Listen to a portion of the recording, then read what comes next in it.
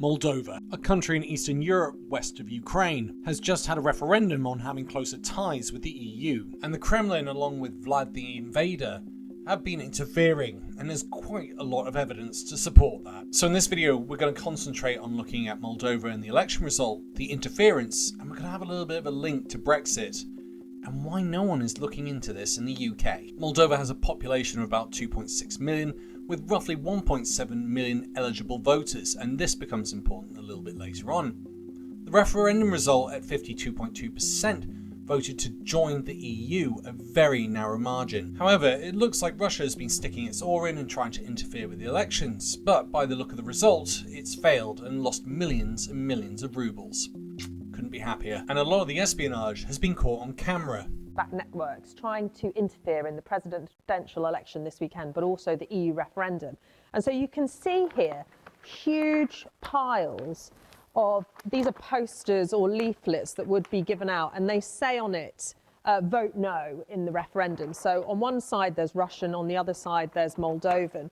And then if you just look at the scale, so we've got these huge piles here, another pile below, but here you can see these.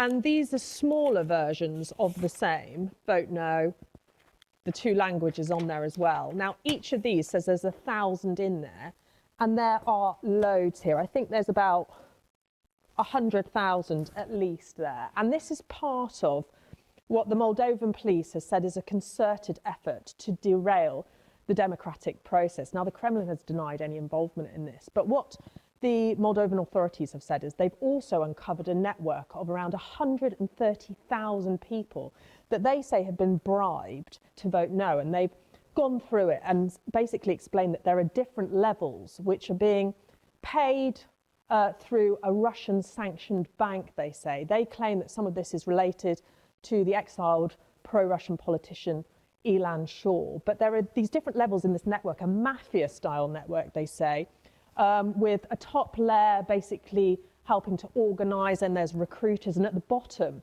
they claim there are around 70,000 people who are essentially on standby to get the go to then vote no. Now they say that they've uncovered that, they've uncovered these sort of propaganda leaflets, if you like, that they say were going to be handed out as well. They also claim that around 300 Moldovans were taken to Russia, where they were being trained to basically cause riots and protests. That's another situation they say that they have disrupted. But they claim essentially this is part of an ongoing hybrid war, which is being launched by Russia on Moldova in order to undermine the democratic process and stop Moldova from moving closer to the EU. These are some wild claims. 70,000 people ready to go on standby to protest and maybe even riot. Maybe 100,000 people ready to be bribed. Maybe 300,000 people ready to be bribed. And bear in mind, that's why I brought up the population number. 1.7 million are able to vote. 300,000 could sway that vote. And at the moment, that vote is very close. But it doesn't end there. The president of Moldova came out and criticized Russian actions. Criminal groups working together with foreign forces hostile to our national interests have attacked our country with tens of millions of euros, lies and propaganda, using the most disgraceful means to keep our citizens and our nation trapped in uncertainty and instability. We have evidence and information that these criminal groups aim to buy 300,000 votes, a fraud of unprecedented scale. Their objective was to undermine a democratic process. We will not back down from defending freedom and democracy. We are waiting for the final results, and we will respond with decisions. It was even discussed in the European Union, where questions were asked, what is the European Commission under Viktor Orban doing to try and stop these efforts by Russia? There is a very good report today in the Ziarul de Garda, investigative journalists, and I'm sure you support any investigative journalists all over Europe. Investigative journalists are working very hard to find out how much Russian money was organized to get to Moldova to bribe normal people in order they go on the street and shout down with Sandu. So The Russians, together with Mr. Shore, do everything to disturb democracy in Moldova, to disturb the life of normal people in Moldova. And of course, it's 50 euros a month, which they give to them. That doesn't sound very much to us, probably, but for those people, it's a lot of money. And as I said, these investigative journalists found out that around 130,000 Moldovans were bribed. So not only they want to disturb the country, they want to disturb the government, they also, in bribing people, they want to destroy democracy.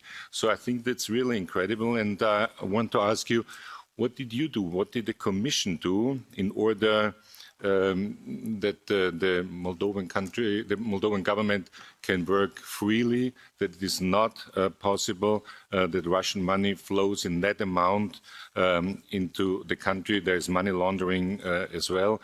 And what can we do also to help the Moldovans as far as that is concerned against Russia, against Putin, against this aggression? It's been interesting to see a number of trolls that have come up on social media suggesting this is all conspiracy and that Russia would never do a thing like this. But then there came this, filmed by the BBC. Will you tell me how much they were supposed to pay you? 300. For voting, right? Da. Who promised that?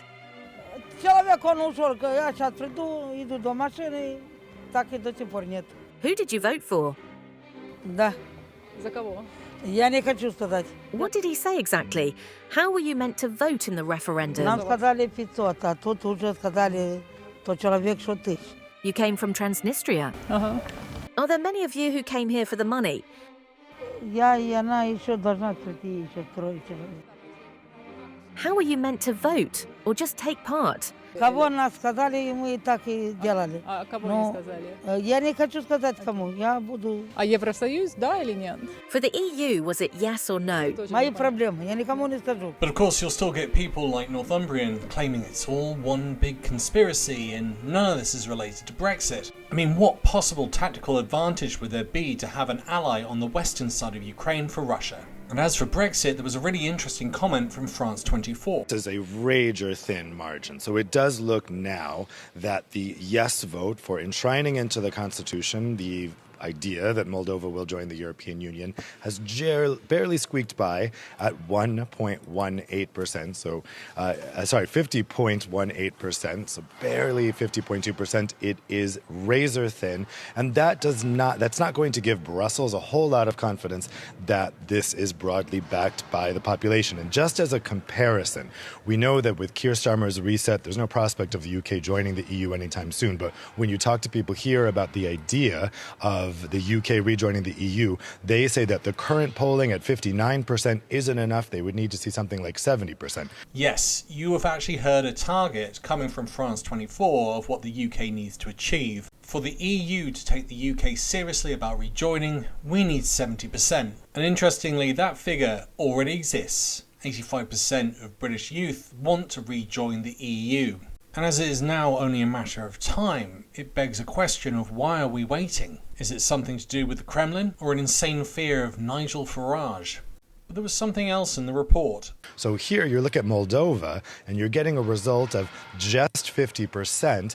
If that accurately reflected public opinion, that would be worrying for Brussels in moving forward on the secession process. However, the government of President Maia Sandu, who's a pro-EU president, has said that this close result is the result not of public opinion, but of Russian meddling, even lobbing accusations that Russia is trying to buy votes, that there was vote buying on the ground, and some media have documented cases of that.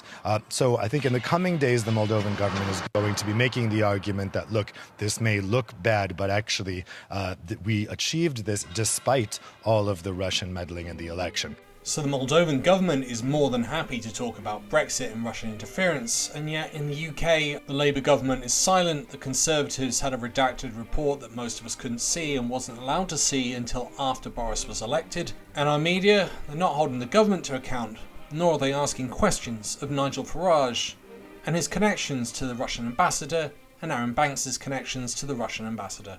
Let me know your thoughts in the comments. I want to say a big thank you to all my Patreon and YouTube supporters. You keep this channel going and growing. If you like this, and I assume you do by getting this far, hit that like and subscribe button and tell people about the show. Once again, thanks for listening. Bye for now.